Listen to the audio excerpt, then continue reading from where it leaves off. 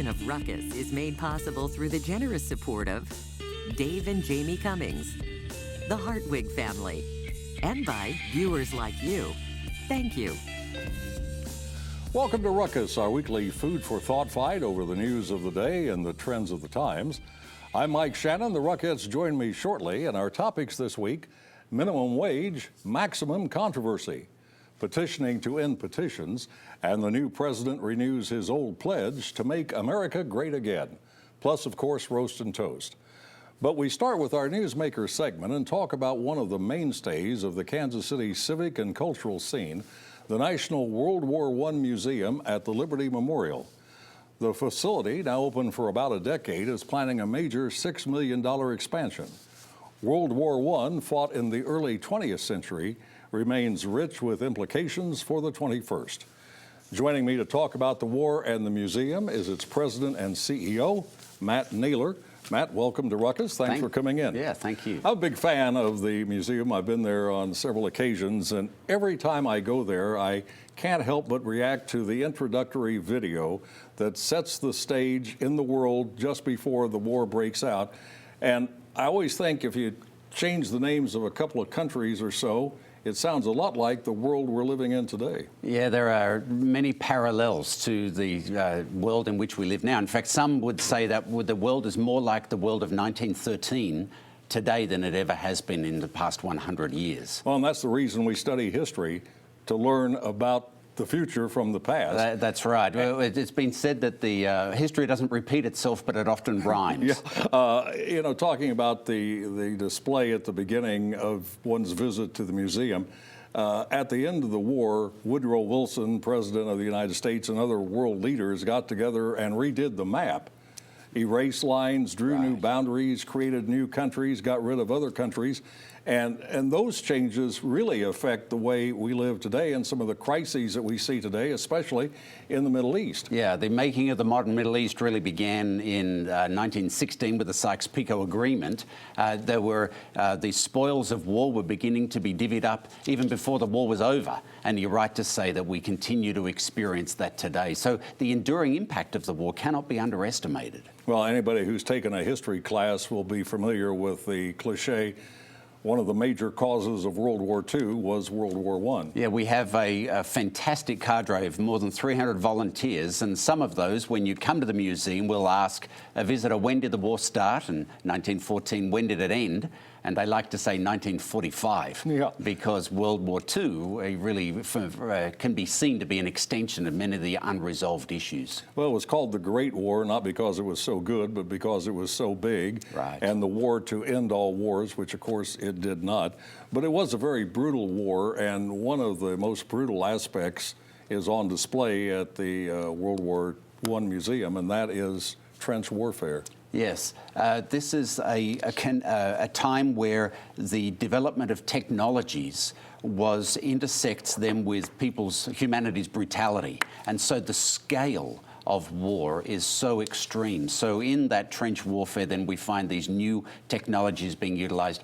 Gas was used for the first time. Tanks were developed and used for the first time.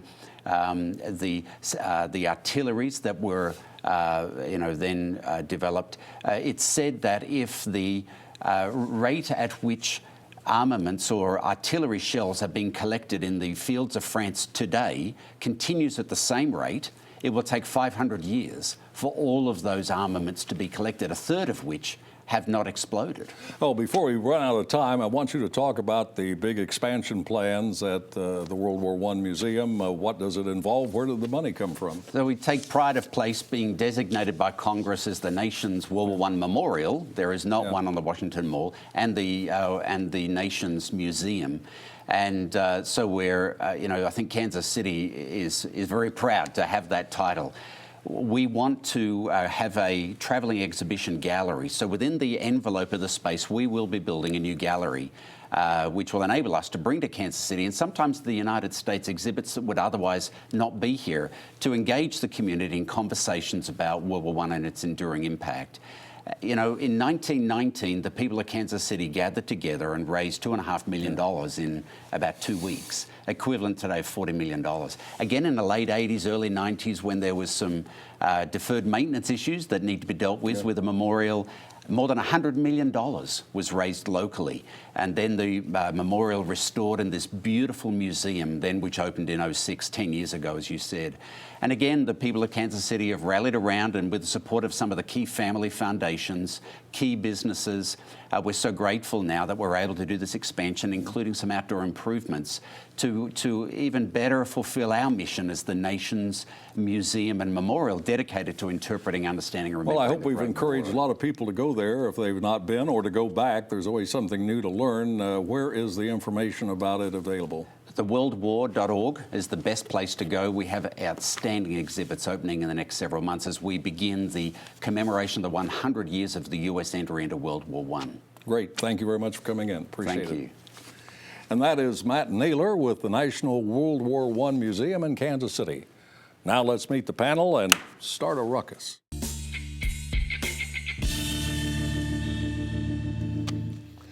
Annie Presley is a GOP fundraiser, writer, and publisher. Jim Heater is a former councilman and former CEO of the Greater Kansas City Chamber of Commerce. Terry Riley is also a former councilman and now heads Transformation Consultants, and Crosby Kemper III is director of the Kansas City Library System and host of KCPT's Meet the Past. Welcome to all of you, an all-star panel to say the least I can say. That's a big turnout today. Appreciate all of you coming in. Huge. Thank you. Huge, it is huge. Saying it could not decide the legality of Kansas City raising the minimum wage above the state's level of $7.70 an hour until there was actually a public vote, the Missouri Supreme Court ordered the City Council to put the question on the ballot. The proposed hike is the result of a successful petition campaign calling for an immediate increase to $10 and then annual jumps reaching $15 by 2020. The council chose not to put the question on the April 4th ballot, but when it does show up, and it will show up, Jim, what will the business community have to say about this? Mike, that's probably a very good question. I think it's fair to say that the business community will not have a monolithic view on this issue. I can tell you from my experience as 6 years plus as CEO of the Greater Kansas City Chamber of Commerce, I've heard the views of a lot of business leaders in Kansas City on this particular issue, and they are far-ranging. Not necessarily different from the views of the public at large. On the one hand, you'll find some business leaders who will be very much for this because they think it's the right thing to do. You'll find other business leaders who are diametrically opposed because they think it will cost the city's economy and jobs. And you'll find most people somewhere in between. You'll also find people who will be either for it but don't want to be for it publicly, who are opposed to it and don't want to be opposed to it publicly.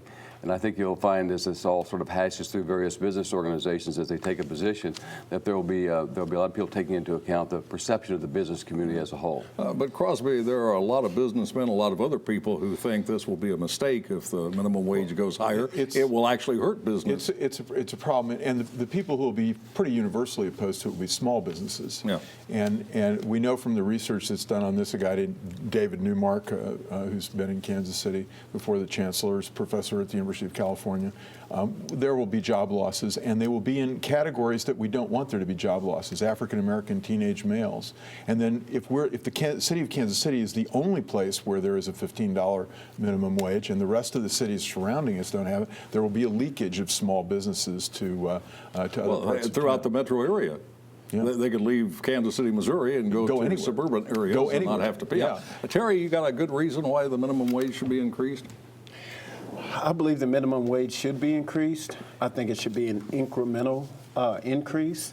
As it relates to African American males, I've read that same study, and I see we were looking out of the same playbook last night. There are problems I'm glad you're all with studying. African American males as it relates to jobs anyway.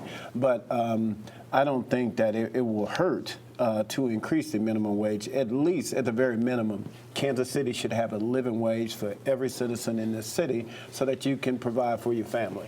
Actually, I disagree with that, Terry, and I think the word here is infra-marginal. And what we really need to look at, it's a real word, Crosby, you can look it up. The people who will get an increase are at a point where they're probably also getting benefits. So if you are getting daycare or WIC or those kinds of programs, and you're enrolled in those programs successfully, and you get a wage increase, you begin to lose your programming money. And so the question is, can you afford the raise? Crosby, when you get that definition, would you share it with the rest of us, please? Absolutely, but I agree with what Annie said. There are a whole panoply of programs that are add to your income. It's not a simple and are means tested. We need an inframarginal No, it's very study. complex. Something the council did put on the April 4th ballot is an $800 million bond issue for infrastructure repair and improvements, including streets, bridges, sidewalks, and public buildings. Passage requires 57.1% voter approval. Is this going to be a slam dunk, Jim? It will definitely not be a slam dunk, but it's entirely doable, I think, by those who are advocating it. It is much needed for the city. It's estimated the city's infrastructure needs are in the neighborhood of $6 billion. This would be an $800 million bond issue. Part of this goes, by the way, to flood controls, where the city would raise $150 million to be matched by almost $550 million by federal government money for flood control, which is badly needed in this city.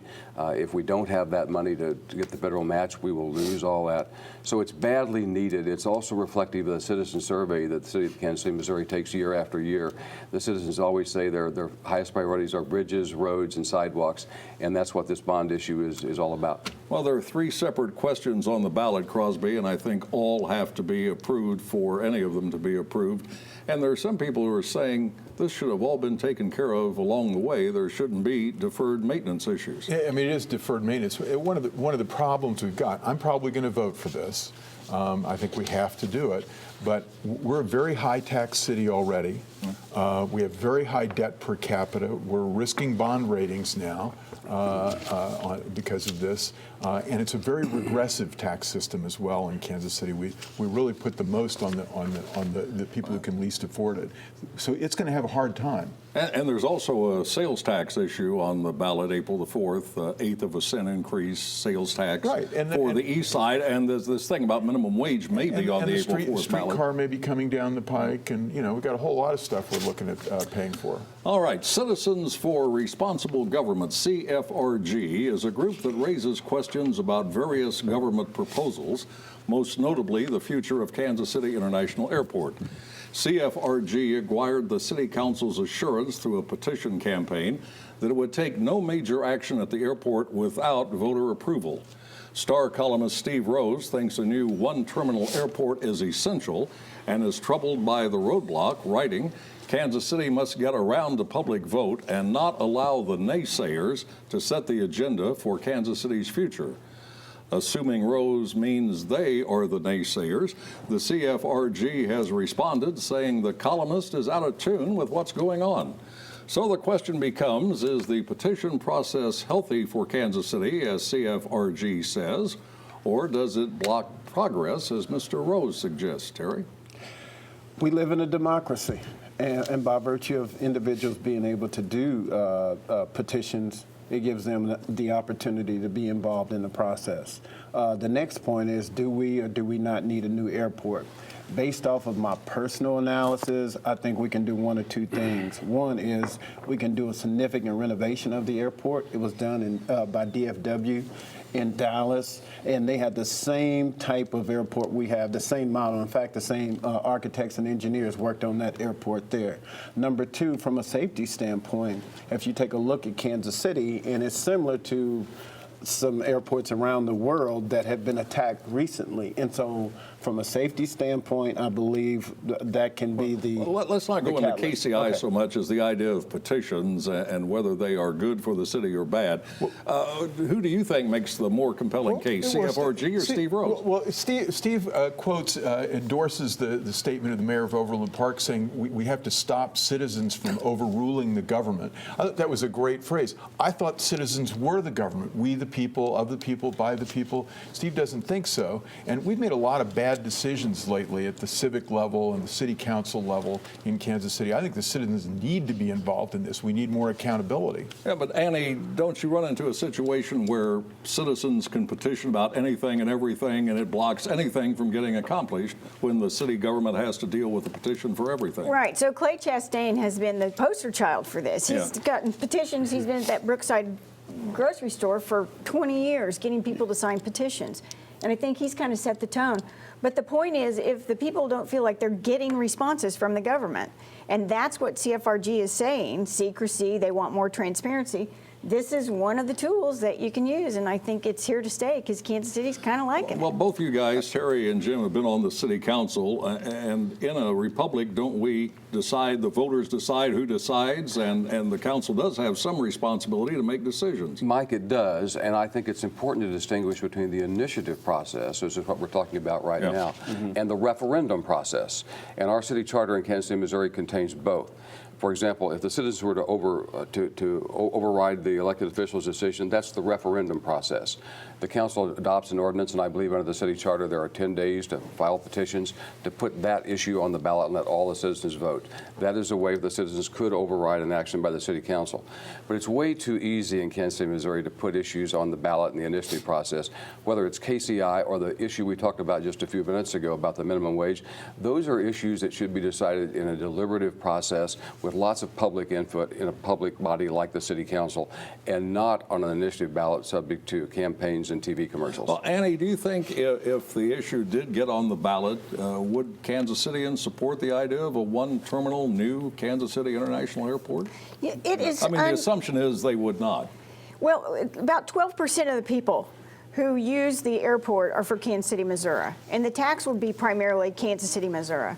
So the likelihood is that you're going to get that tax pass is pretty grim unless there's a really great proposal. Now, we saw President Trump make it one of his top 50 infrastructure projects nationally, and we know that airlines are toying with participating financially. So if they could package it so that it looked attractive enough, perhaps we could get the votes. But the process may very well be used. Terry, when you were on the city council, do you think, based on your experience, that if the council wanted KCI to become a one-terminal airport, it would have the authority to do so without a public vote? Because all the council did was say, yes, we'll do that. I don't believe they actually put the petition question to a vote among the public. No, but if they want to do bonds, it must go before the public. But if it was not with bonds, they do not have to. Steve suggested a whole lot of ways that they could get around it, and they could get around it if they wanted to. But the whole point is, what's your current thinking about the airport? Are you in favor of I will ahead? probably vote for it because Southwest says they need it. But I'd like a lot more analysis of this. I sent an email to Jolie Justice, the chairman of the committee, with a series of questions that have not been answered, and they're still unanswered. Are they going to control the gates? Are we going to have the same number of direct flights? Ticket prices will go up. Steve said taxes won't go up, but prices will go up. All right. The forgotten man, or in this more inclusive era, the forgotten man and woman, is a familiar term of reference in presidential politics. FDR spoke of the forgotten man during the Great Depression. President Nixon might have visualized the forgotten man as part of the silent majority in the 1960s. And once again, the idea of people being forgotten and ignored by their government is front and center. It was a key theme in President Donald Trump's inaugural address. The forgotten men and women of our country will be forgotten no longer. Everyone is listening to you now. You came by the tens of millions to become part of a historic movement, the likes of which the world has never seen before. Well, women did not forget that Trump was the new president and turned out in massive numbers for a women's march in Washington, Kansas City, and other major cities in the U.S. and around the world. Leaders of the march said it was not anti-Trump, but designed to promote women's rights and human rights. Annie, as a Republican woman, what is your assessment of the march? Well, Were you out there in Kansas City marching? I did not get to go, and I intended to, and had a terrible cold, but my friend went, and I got a good report, and I actually was in touch with my pal Kristen, who was one of the sponsors of it and put it all together. I think it was well done. I do believe that women who feel marginalized were represented there, and they, like everybody else, were surprised that Trump won. They expected a woman to be president. So they, I think, gained courage and confidence by being out there together and seeing so much enthusiasm for their own gender. And but it was an anti-Trump march, well, was it not? There was plenty of that. There was "Not My President," there was flag burning and all that kind of stuff, and certainly at the mall as well in Washington and other places. But I think the bottom line is, and this is what I asked my friend Kristen, so what happens next? This is great. Now you've regained courage, you've gotten your confidence back about America and being a woman. What happens next? And to her credit, they are getting a lot of the gals who were in Kansas City to caucus and encourage them to start participating in politics. So just imagine if this kind of enthusiasm had happened before the election for Hillary Clinton, you might have picked up those 2 million votes she needed. Yeah. Well, Crosby, some people speculate that this is going to be like a Tea Party of the left wing, that this women's march will be an inspiration to create an organization similar to what the Tea Party did and with similar results. Yeah, I think the opposition is out there, but I think it was already out there to the president. I think he's got to recognize it, and he doesn't. I do think there is an element of everybody, including the president in the inaugural address that you quoted, reaching for victimization. America is a victim, women as victims, and the one thing I will say about the marches is I think there was less of that than I expected, and I think there's maybe a little bit of positive thing going on. One thing I think people need to pay attention to, we're so concentrated on the 6-year-old tweeter in chief, that we had a pretty good representation of our cabinet members before Congress, and it looks like the adults all of whom said they were willing to speak truth to power, speak truth to the 6-year-old tweeter in chief. And that was good. Just real quick, if I may, some of the issues that women brought up was Steve Bannon, the allegations of domestic abuse, Jeff Sessions, in which me personally, as an African-American man, I'm scared of. Number 3 is Judge Pryor and also Judge Neil Gorsuch. This individual was his deputy in Alabama. And so if he's of the same ideology... Well, Jeff Sessions, as Attorney General in Arkansas, or wherever, no, Alabama. Yeah. Prosecuted the KKK. No, that's one thing. But he said that the Civil Rights Voting Act went too far.